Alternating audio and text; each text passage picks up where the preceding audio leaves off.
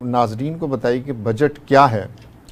जी शुक्रिया once again Salman साहब। जो बजट का आप देखें कि हाउस होल्ड की अगर हम मिसाल ले लें, एक आम आदमी का घर जो होता है, तो जो बंदा उसके पास तनख्वाह आती है या कोई भी इनकम बिजनेस से आती है और वो बग़ैर सोचे समझे प्लानिंग के खर्च करता रहता, तो आपने देखा होगा कि 15-20 तारीख तक उसके सारे फंड्स उड़ जाते हैं। और दूसरा घर वो होता है कि उसको पैसे आते हैं और वो देखते हैं कि बिजली का बिल के लिए मैंने इतने देने, गैस के बिल के लिए मैंने इतने देने, किचन के लिए इतने देने, पेट्रोल के लिए इतने। जब वो एलोकेट करता है और जब वो फिर उसको फिर आसानी हो जाती है कि महीने में मॉनिटर रखता है। अगर वो बिजली के बिल के लिए उसने 10,000 रुपए रखे, तो जब वो मीटर ज्यादा चलेगा तो वो उसको कंट्रोल कर लेगा। इसी तरह मुल्क भी ऐसे ही चलते हैं। मुल्कों में भी क्योंकि अगर आप बग़ैर बजट के चलाएंगे किसी भी मुल्क को, तो फिर आपका नागुफ्ता बे हालत होती है। वो तो बदकिस्मती से हम बजट बना के भी हमारा नागुफ्ता बे हालत है। लेकिन अगर आप स्टैंडर्ड अप्रोच नहीं अपनाएंगे और बजट नहीं बनाएंगे, बजट बेसिकली है क्या? बजट है आपकी आमदन और आपके अखराजात। जिस तरह आम आदमी है उसकी आमदन तनख्वाह है और उसके अखराजात हैं पेट्रोल, गैस बिल, बिजली का बिल, मेडिकल बिल और बाकी अखराजात। इस तरह हुकूमतों की भी हैं आमदन और अखराजात। तो यहाँ पर इसी बात को आगे बढ़ाते हुए बताइए कि पाकिस्तान की जो गवर्नमेंट है उसकी क्या आमदन है और क्या ज़राए हैं और अखराजात जो हैं उसका क्या तनासुब है आमदन और अखराजात का? जी तो आमदन का जो सिर्फ पाकिस्तान का नहीं, हर मुल्क का जो आमदन का जो बेसिक या बुनियादी चीज़ होती है वो उसका टैक्स होता है जो वो आम पब्लिक से वसूल करते हैं। ठीक है। और अखराजात तनख्वाहें हो गई और इंफ्रास्ट्रक्चर के जो प्रोजेक्ट्स हो गए वो हो गए। तो पाकिस्तान के जो आमदन है वो तकरीबन 18 यानी 18 ट्रिलियन रुपीस है। अच्छा। यानी आमदन जो हम टैक्स से लेते हैं और बाकी नॉन बैंकिंग फाइनेंशियल इंस्टीट्यूशन उसको कहते हैं। जिस तरह हम सेविंग सर्टिफिकेट्स वगैरह, इस नेशनल सेविंग के, डिफेंस सेविंग के, ये भी हुकूमत के आमदन में शामिल होती है। तो 18 अरब हमारा 18 ट्रिलियन हमारा खर्चा है और 18 ट्रिलियन हमारा आमदन है टैक्स का और 18 ट्रिलियन ही खर्चा है। अच्छा। लेकिन इसमें एक ट्विस्ट है। अच्छा। ट्विस्ट ये है कि ये बात तो सही है, अगर आप किसी को भी कहें कि ये तो बड़ा आइडियल है, जितना आप कमा रहे हैं उतना ही आप खर्च कर रहे हैं। ट्विस्ट ये है कि जब 18 ट्रिलियन का टैक्स आ जाता है हमारे पास, तो उसमें से 8 ट्रिलियन सूबों को चला जाता है। अच्छा, 8 ट्रिलियन आपके पास रह जाते हैं 10 ट्रिलियन। जी 10 ट्रिलियन पे आपने सारी हुकूमत चलाना है। तो क्योंकि खर्चा तो आपका है 18, तो आप 8 ट्रिलियन फिर कहाँ से लाएंगे? जी वो फिर आप कर्जा लेते हैं बैंकों से, कमर्शियल से। तो हमारा जो असल आमदन है वो 18 ट्रिलियन नहीं है, वो 10 ट्रिलियन है। 8 ट्रिलियन हमने कर्जे लेने हैं कमर्शियल बैंकों से, तो फिर हमारा जाका खर्चा पूरा होता है। और दूसरा जो सबसे इसमें बड़ी वो सीरियस बात है, जो कि बाहर के जो तरक्की याफ्ता ममालिक हैं या जो हमारे हमसाय ममालिक चीन और हिंदुस्तान भी देख लें, जो वहाँ पे ये चीज़ नहीं होती, जो हमारे यहाँ बड़ी सीवियर तरीके से कुछ सालों में हो रही है, वो ये है कि जब आप 8 ट्रिलियन का कर्जा लेते हैं तो उस पर आपने फिर सूद भी देना होता है। जी बिल्कुल। तो वो सूद जो है वो आपके एक्सपेंडिचर में आ जाता है। अच्छा। वो आपका खर्चा है ना, वो भी तो खर्चा है ना आपका।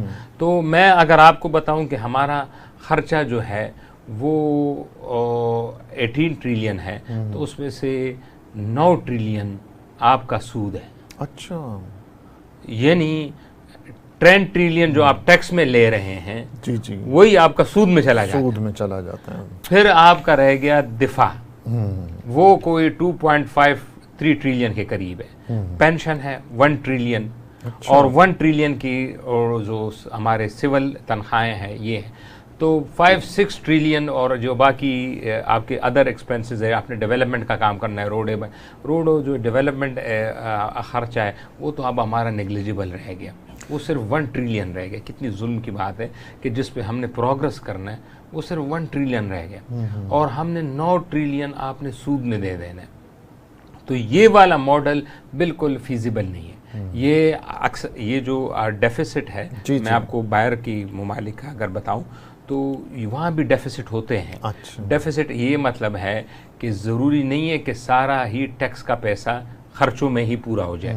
आपने कर्जे लेते हैं, बांग्लादेश भी लेता है, हिंदुस्तान भी लेता है, चाइना भी लेता है, कि वो जिनके खर्चे हो रहे हों उनमें से जो गैप आ जाता है कर्जा, लेकिन कर्जा वो उसको कहते हैं कंकरेंट एक्सपेंडिचर। कंकरेंट एक्सपेंडिचर के लिए कोई कर्जा नहीं लेता है। कंकरेंट एक्सपेंडिचर क्या है?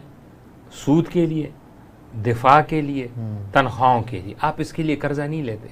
कर्जा आप लेते हैं इंफ्रास्ट्रक्चर के प्रोग्रामों के लिए, कारखानों के लिए, ताकि जब वो लग जाएं तो उससे आमदन आएगा, आमदन के ज़राए बढ़ाने तो आप उसको सूद वापस करेंगे।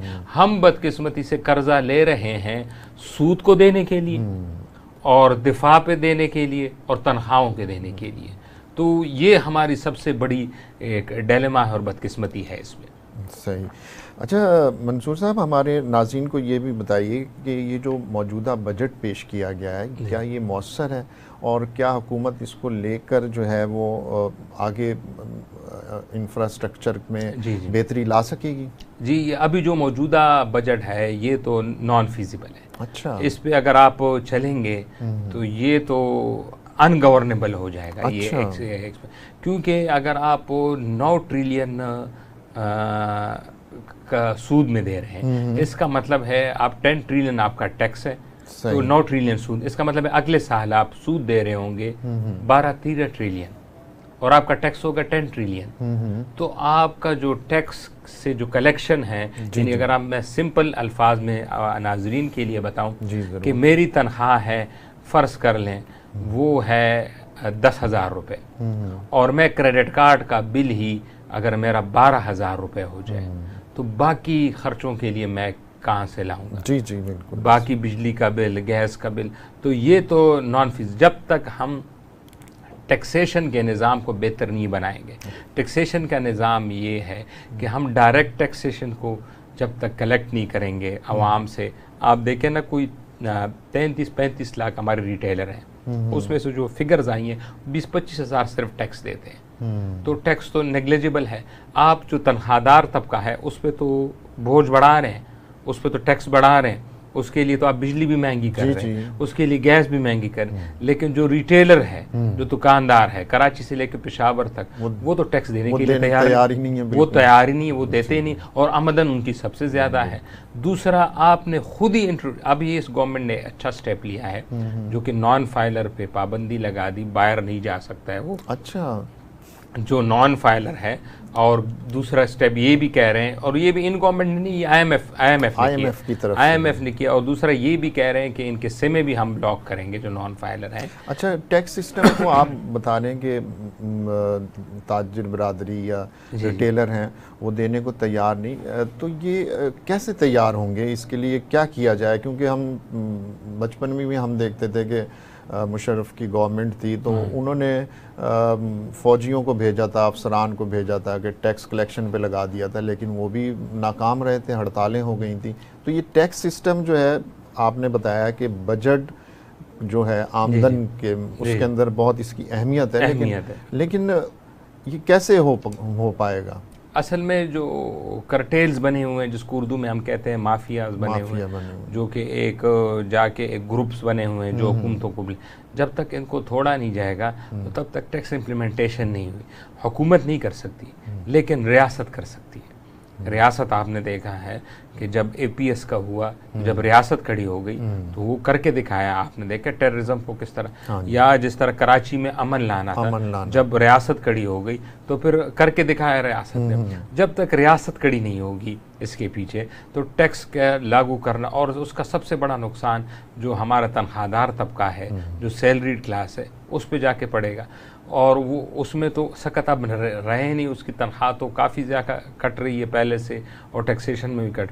तो जब तक 2 सेक्टर्स हैं, एक रिटेलर है, एक एग्रीकल्चर है। अब देखें ना कितनी जुल्म की बात है कि जो एग्रीकल्चर है टैक्स वो सूबों को दिया गया है। अब इसमें से सॉरी मैं एक बात ऐड कर देता हूँ कि जो सूबों को मैंने आपको शुरू में बताया 8 ट्रिलियन हम दे रहे हैं, ये जब तक हम सूबों को दे रहे होंगे ना, सूबे कुछ एफर्ट नहीं करेंगे टैक्स कलेक्शन। देखिए ना, उनको आराम से पैसे आ रहे हैं, तो उन्होंने टैक्स कलेक्शन क्यों करनी है? उनको वफाक 8 ट्रिलियन दे देता है उसको। अब एग्रीकल्चर टैक्स जो है वो सूबों के पास है।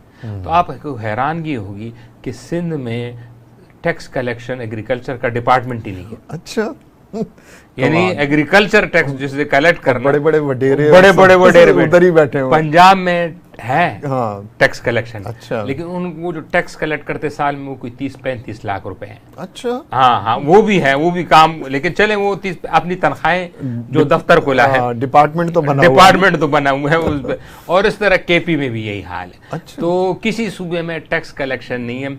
ये तो हम तो एनएफसी और सूबाई खुद मुख्तारी का रोना तो रहते हैं, लेकिन हमें ये नहीं पता कि ये जो 8 ट्रिलियन है तो हम सूबों को जिम्मेवारी नहीं बढ़ा रहे। या तो जो वफाक की मिनिस्ट्रीज हैं, जो एजुकेशन मिनिस्ट्री वफाक में है, हेल्थ की मिनिस्ट्री वफाक में है, बाकी काफ़ी ज़्यादा मिनिस्ट्री सैफरॉन्स हैं, वो आप फिर सूबों को दे दें। और आप चलाएं दिफा, इंटरनल सिक्योरिटी वजारत है, 3-4, फिर तो सही, ताकि सूबे खर्चा भी। तो आप उनको 8 ट्रिलियन भी दे रहे हैं और वहाँ से कोई आपको टैक्स कलेक्शन भी नहीं आ रहा, जिससे आपके मसाइल और बढ़ रहे हैं।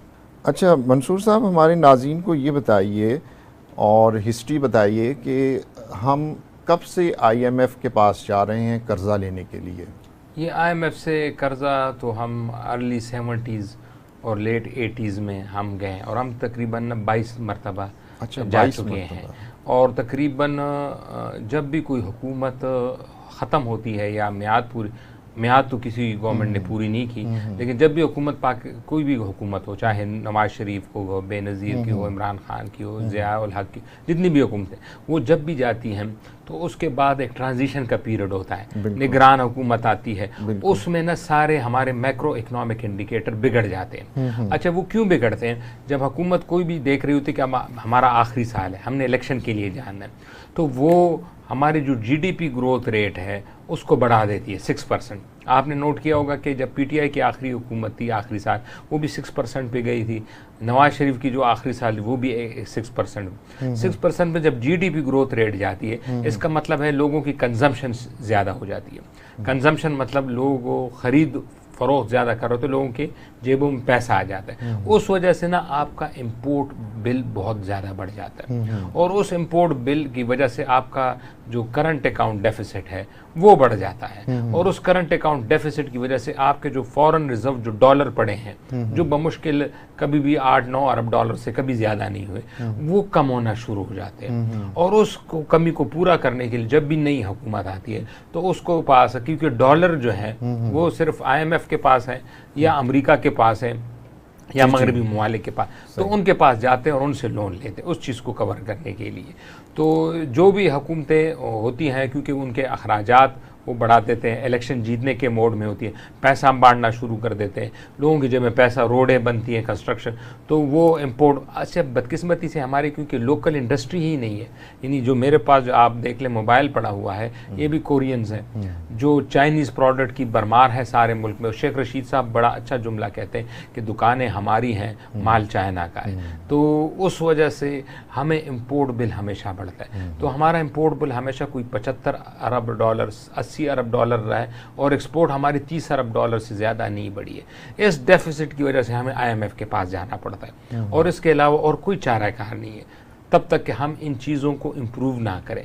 इम्प्रूव तो तभी हो सकती है जब मुल्क की इंडस्ट्री लगे और हमारी एक्सपोर्ट्स बढ़े, और जब तक एक्सपोर्ट नहीं बढ़ेंगी तो तब तक हमारे ये IMF के पास हम हर साल हर 6 महीने बाद जाते रहेंगे। अच्छा, ये हमारे नाज़रीन को ये बताइए कि जो ज़ाहिर है कहा जा रहा है कि बजट में ज़्यादातर जो तजावीज़ हैं या अहम निकात हैं वो IMF की तरफ से दिए गए हैं, बल्कि सोशल मीडिया पर एक लतीफ़ा भी चल रहा होगा आपने, क्योंकि ये इत्तेहादियों की हुकूमत है सही है। तो कहा गया कि ये बजट बनाते हुए आपने हमसे नहीं पूछा, उन्होंने कहा आपसे क्या पूछना था, हमसे भी किसी ने नहीं पूछा। तो कहा जा रहा है कि ये बजट जो है IMF की तरफ से अहम निकात पर मुश्तमिल है और जो हुकूमत ने पेश कर दिया। तो हमारे नाज़रीन को ये बताइए कि मौजूदा हुकूमत के जो इक़दामात हैं, क्या वो IMF की तजावीज़ मौसर साबित होंगी इस मुल्क के अंदर? जी, ये आपने बिल्कुल सही कहा और लतीफ़ा भी बड़ा मौके के ऐन मुताबिक फिट बैठता है जो आपने कहा। असल में IMF के पास ये सारे तजावीज़ क्यों दे रही हैं? क्योंकि IMF यूरोप को क्यों नहीं तजावीज़ दे रहा है? IMF चाइना को क्यों नहीं दे रहा है? IMF हिंदुस्तान को क्यों नहीं दे रहा है? IMF कोरिया, जापान और सिंगापुर जैसे छोटे छोटे ममालिक को क्यों नहीं दे रहा है? क्योंकि वो अपना घर मैनेज कर रहे हैं। जब आप कोई कारोबार चला रहे हो और आपका कारोबार सही चल रहा हो तो आपको तो किसी की ज़रूरत नहीं है कैश फ्लो। लेकिन जब आप मसाइल में डूब जाए तो आप बैंक के पास जाएंगे और बैंक आपको पहले कहेगा कि वो आपको पैसे नहीं देगा, वो कहेगा आपको पहले आप लेके आए आपके पास क्या है, कि आप कारोबार क्या करते हैं पहले तो ये बताया ना, क्योंकि मैं आपको पैसे दे रहा हूँ, वो कहीं डूब ना जाए। हाँ, तो पहले वो आपकी इन्वेंट्री लाएगा, आपकी चीज़ें लाएगा, आपकी कैश फ्लो वो आपको देगा कि आपने एक दफ्तर रखा हुआ है, उसमें AC भी है, उसमें 4-5 मुलाजिम भी है, गाड़ी आपने बड़ी रखी हुई है, मर्सिडीज रखी हुई है, उसके लिए 2 ड्राइवर है। वो कहेगा आपका कारोबार तो चल ही नहीं रहा है, हाँ, शाहाना अंदाज, आप शाहाना अंदाज चला रहे हैं और मुझसे आप पैसे भी मांग रहे हैं। पहले तो ये आप पैसे ना मांगे ना, तो मेरा तो फिर काम, तो वो आपको कहेगा कि पहले तो ये गाड़ी भेजे, फिर ये मुलाजमीन को आप कहते नहीं है यानो गोल्डन हैंडशेक, नौकरियों को प्राइवेटाइज, इसी की निचकारी जो की, फिर आपको कहेगा कि ये जो आपने शाहाना जिंदगी अपनाई इसको ख़त्म करें। फिर जब आपको उसको ये हो जाए कि इन चीज़ों से भी नहीं हो रहे, तो फिर वो कहेंगे जो आपके साथ घर में लोग रहते हैं, जो आप सरपरस्त आला हैं सबके, उनसे आप वसूलियाँ करना शुरू कर दें, उनको कहें जाके कमाएं और मुझे पैसे दे और बिजनेस में लगाएं। तो फिर वो जो IMF की दूसरी शिक होती है टैक्सेशन, कि वो टैक्स बढ़ाएं। अच्छा, IMF को जो हमारा सबसे बड़ा मसला था, जो इस दफ़ा भी हम गए, कि हमारी इन्फ्लेशन 38% पे गई थी। अच्छा, तो जब 38% पे इन्फ्लेशन चली जाए तो महंगाई वो बेतहाशा हो जाती। अब IMF के पास ना एक ही टूल होता है उसको कंट्रोल करने के लिए, वो कहते हैं आपको जो इंटरेस्ट रेट है बैंकों के वो बढ़ाएं। यानी जब ये PTI की हुकूमत थी तो 6% थी, इनको कह दिया कि आप बढ़ाएं तो ये 22% पे। अच्छा। आजकल 22% पे बैंक इंटरेस्ट रेट दे रहे लैंड कर, वो उससे तो महंगाई कंट्रोल होती है। महंगाई क्यों कंट्रोल होती है? जब चीज़ें महंगी होंगी, यानी स्टेट बैंक के पास फार्मूला ये है कि जब चीज़ें महंगी होंगी तो ख़रीदने वाला कोई नहीं होगा, और जब ख़रीदने वाला कोई नहीं होगा तो उस चीज़ की डिमांड नहीं होगी, और जब डिमांड नहीं होगी तो उसके रेट खुद ब खुद आना नीचे शुरू। जब ख़रीदने वाले, अब गाड़ियाँ देखें ना महंगी है लेकिन ख़रीदने वाले कोई नहीं है, तो जब वो उसको आप बरकरार रखते रखते रखते जब लोगों की सकत ख़त्म हो जाए ख़रीदने की, तो फिर बैंक कहता है कि ये महंगाई हमने कंट्रोल कर लिए, क्योंकि लोग खरीद ही नहीं रहे। जब खरीद नहीं रहेंगे तो महंगाई रिपोर्ट ही नहीं हो रही कि चीज़ महंगी है कि सस्ती, तो वो इसमें खरीद कम कर देते हैं। तो उसमें सबसे बड़ा नुकसान ये हो जाता है कि जब आप इंटरेस्ट रेट बढ़ा देते हैं तो जो कारखाने लोन लेते हैं और चीज़ें बना रहे वो महंगी हो जाती है, कॉस्ट ऑफ प्रोडक्शन बढ़ जाती है। तो इसको हमेशा दो धारी तलवार कहते हैं। अच्छा जी, इसको जब आप इंटरेस्ट रेट को बढ़ाते हैं उससे ओवरऑल महंगाई तो कम होती है लेकिन आपकी कॉस्ट ऑफ प्रोडक्शन बढ़ जाती है, जिसको दो धारी तलवार कहते हैं। तो उस वजह से इसके साइड इफ़ेक्ट्स भी बहुत होते हैं। हाँ, क्या असरात मुरतब होंगे जो IMF के? अच्छा, अभी जो मेन जो असरात हुए हैं, जो सबसे बड़ा जो IMF ने किया है और जो एक पॉजिटिव है कि हमारा जो मैंने आपको जिक्र किया कि करंट अकाउंट डेफिसिट हमारा हर साल 15-16 अरब डॉलर माइनस में जाता है। माइनस का मतलब है कि हमें 15 अरब डॉलर कर्जों के अलावा जो हम देते हैं, 15 अरब डॉलर हमें अरेंज करना होता था कहीं ना कहीं से कि हम 15 अरब डॉलर की जो चीज़ें मंगवा रहे हैं वो कम करें। इन्होंने ये किया, दो चीज़ें की, हालांकि ये रिकमेंडेबल नहीं है लेकिन इनके पास सोल्यूशन नहीं है।